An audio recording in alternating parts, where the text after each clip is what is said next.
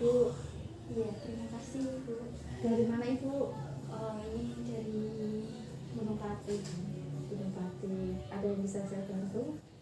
Ya katanya saya disuruh kesini kemarin, ada perawat yang kontak sama saya, katanya mau dikasih apa itu ya, yang kasih tahu tentang penyakitnya Bapak. Iya, sesuai dengan kontrak kita kemarin, saya akan melakukan edukasi mengenai penyakit Bapak. Sebelumnya, Ibu dengan keluarga pasien siapa? Bapak Sujiat. Bapak Sujiat, ya. Ibu sudah tahu belum tentang penyakitnya Bapak? Yang saya tahu tuh katanya stroke Bu. Stroke, ya. Sebelum saya lanjut ke materi, sebelumnya saya ingin perkenalan dulu kepada Ibu ya. Iya. Perkenalkan, saya Amalia Fatihah. Di sini saya sebagai perawat yang menangani pasien Ibu ya. Iya. Ya, baik. Sebelum saya lanjut ke materi, Ibu sudah tahu belum apa itu stroke? Yang saya tahu itu kayak kelemahan otot ya, nggak bisa gerak, kaku gitu ya, sama nggak bisa bicara, pelo gitu. Iya. Bicara itu susah. Bapak emang gitu sih, tapi ingat itu tanda gejalanya gitu loh. Iya, tanda gejala stroke itu emang gitu. Bapak itu stroke-nya di sebelah kanan apa kiri, Bu? Sebelah kanan. Sebelah kanan. Iya, rata-rata orang stroke itu dominannya sebelah kanan.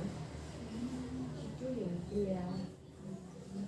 Baik, saya lanjutkan ya Bu. Iya. Stroke adalah gangguan fungsi otak akibat aliran darah ke otak mengalami gangguan sehingga mengakibatkan nutrisi dan oksigen yang dibutuhkan ke otak tidak terpenuhi dengan baik. Stroke dapat juga diartikan sebagai kondisi otak yang mengalami kerusakan karena aliran atau suplai darah ke otak terhambat oleh adanya sumbatan.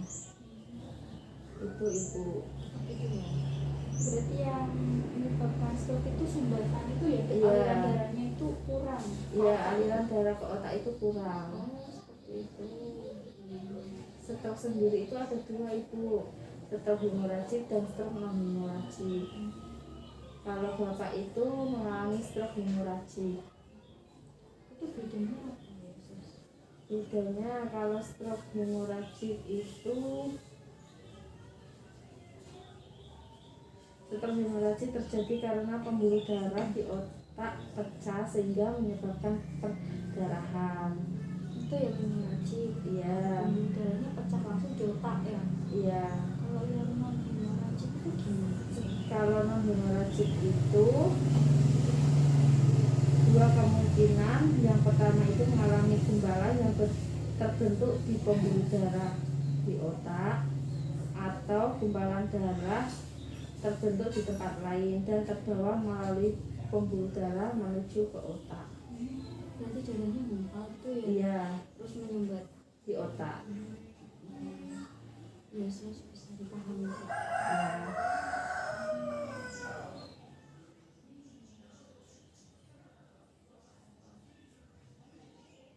Terus otak merupakan bagian utama dari sistem pernafasan dengan berbagai komponen. Yang pertama ada cerebrum, bagian otak yang terbesar yang terdiri dari sepasang hemisphere kanan dan kiri tersusun dari pons.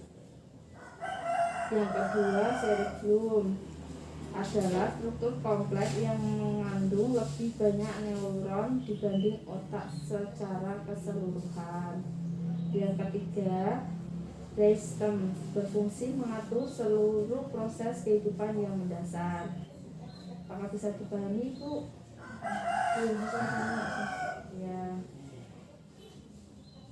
Terus peredaran darah arteri yaitu suplai darah oleh dua pasang arteri, yaitu arteri vertebralis dan arteri poratoris internal yang bercabang dan beranastomis membentuk sirkulasi bilis. Terus untuk peredaran darah vena adalah arteri darah vena dari otak terutama ke dalam sinus-sinus duramater, suatu saluran pembuluh darah yang terdapat di dalam struktur duramater. Selanjutnya untuk faktor risiko medis stroke, yaitu ada 3. Yang pertama arteriosklerosis atau pengerasan pembuluh darah. Yang kedua adanya riwayat stroke dalam keluarga atau faktor keturunan. Yang ketiga migrain atau sakit kepala sebelah. Untuk faktor risiko pelaku, yaitu stroke tersendiri bisa terjadi karena faktor risiko pelaku menerapkan gaya hidup dan pola makan yang tidak sehat, yaitu ada 5 ya. Yang pertama kebiasaan merokok, mengkonsumsi minuman bersoda atau beralkohol. Yang ketiga suka menyantap makanan siap saji. Yang keempat kurangnya aktivitas gerak atau olahraga. Yang kelima suasana hati yang tidak nyaman, seperti sering marah tanpa alasan yang tidak jelas. Sebelumnya Bapak itu sering merokok apa enggak, Bu? Iya, bapaknya sering. Kalau mengkonsumsi minuman bersoda? Bersoda iya, kadang tapi nggak sering. Ya, kalau di rumah Bapaknya suka marah-marah enggak? Kadang sih kalau pas lagi capek gitu marah-marah, tapi kalau pas nggak capek banget gitu. Kalau iya, Bapaknya itu punya riwayat darah tinggi enggak, Bu? Kurang tahu sih itu ya. Kurang tahu. Kayaknya enggak tuh. Kalau gula darah Dia juga enggak, enggak ada. enggak ada. Untuk faktor risiko yang dimodifikasi yaitu ada hipertensi, tekanan darah tinggi, penyakit jantung, diabetes, hiperkolesterolemia, obesitas, merokok. Ibu sudah tahu kan apa diabetes itu, sudah kan? Iya. Kalau faktor risiko yang tidak dapat dimodifikasi itu ada usia, jenis kelamin, dan riwayat keluarga. Terus Bapak itu juga terpasang alat bantu pernapasan itu yang dipasang di mulut itu ventilator. Juga terpasang NGT buat memasukkan nutrisi ke dalam tubuh pasien. Iya, susah. Ya kemarin udah dikasih tahu juga, udah tanda tangan juga persetujuan tindakan ya. Iya, kemarin Bapak itu juga sempat mengalami gangguan pernafasan sehingga dipasang alat bantu pernafasan. Yang lewat mulut itu ya sih. Iya. Yang pertama itu kan dikasih oksigen ya. Iya. Itu terus karena kurang apa gimana gitu ya. Pernafasannya itu mengalami penurunan. Oh, penurunan. Iya. Jadi dibantu ventilator gitu, Bu.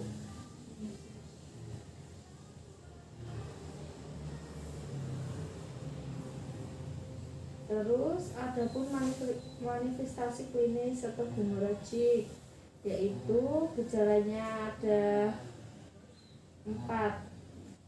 Gejalanya ada 9, Ibu. Yang pertama kelumpuhan wajah atau anggota badan sebelah. Kan Bapak kan udah kelumpuhan ya di anggota sebelah kanan. Terus ada juga gangguan sensibilitas pada satu atau lebih dari anggota badan. Yang ketiga penurunan kesadaran. Bapak juga penurunan kesadaran itu belum sadar-sadar sampai saat ini ya.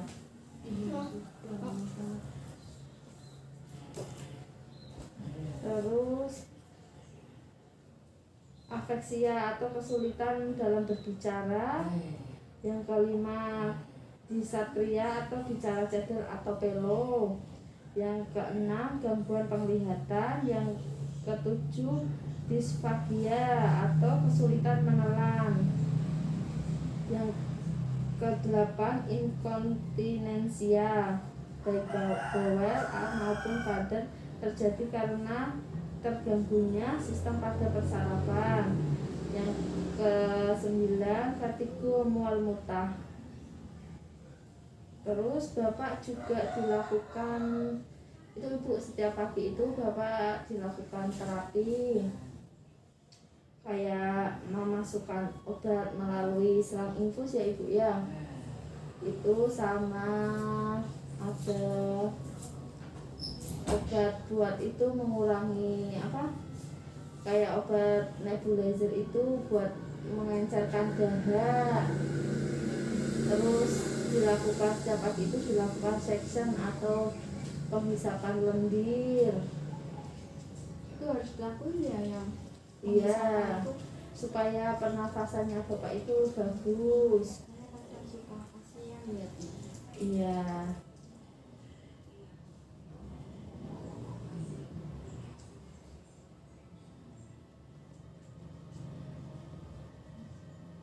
Terus ada juga data penunjang Ibu, yaitu data dari laboratorium, terus EKG, sering di EKG Ibu untuk mengetahui detak jantungnya itu bagaimana. Kaki itu apa Mbak? EKG itu rekam jantung Ibu, biar tahu jantungnya Bapak itu normal atau ada gangguan. Oh gitu ya. Ya. Terus ada pemeriksaan PGA seperti mengambil darah itu setiap pagi biasanya. Itu tiap pagi ya, setiap Iya. hari berarti diambil ya sus? Iya, terus kemarin itu juga Bapak sudah melakukan CT scan, terus rongsen tolak juga. Terus hasil dari labnya juga bagus Ibu. Ya katanya juga kemarin bagus ya sus. Iya, terus untuk terapi infusnya itu ada obat-obatan seperti NaCl, terus ranitidin, terus piracetam, sitikolin, terus modazolam juga Ibu. Itu obat yang masuk ke Bapak ya? Iya, melalui selang infus. Ya sus.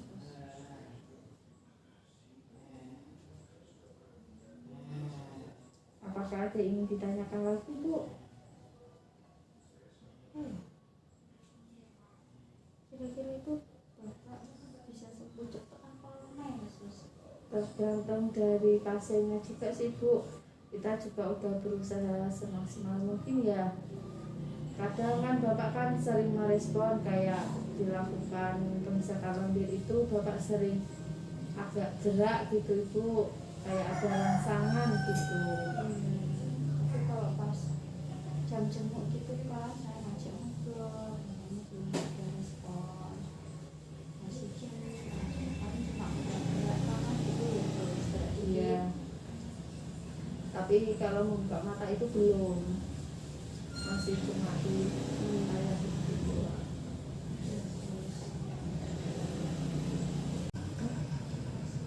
Terus itu juga selalu memberikan motivasi melalui telinga Bapak ya, biar Bapak cepat ada respon, biar Bapak bisa semangat untuk melanjutkan kehidupan selanjutnya.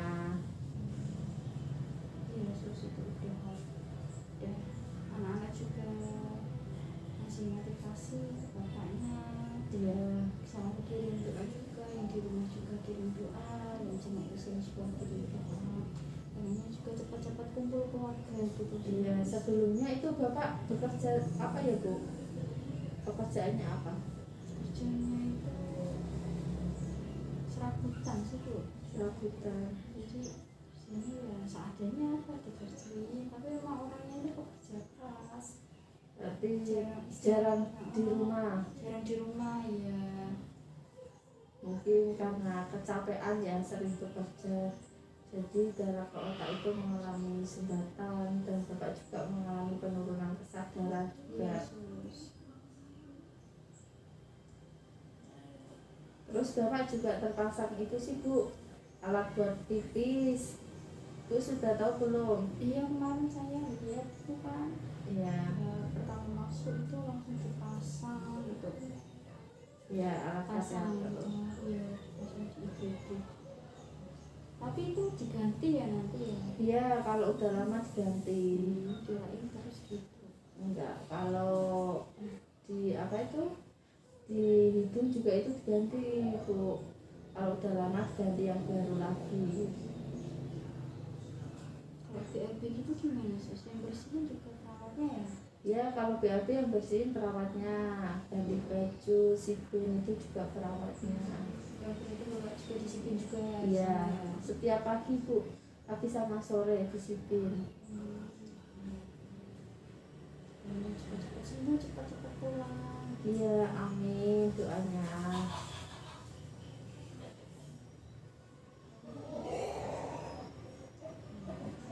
Apakah ada yang ingin bisa saya bantu lagi Bu?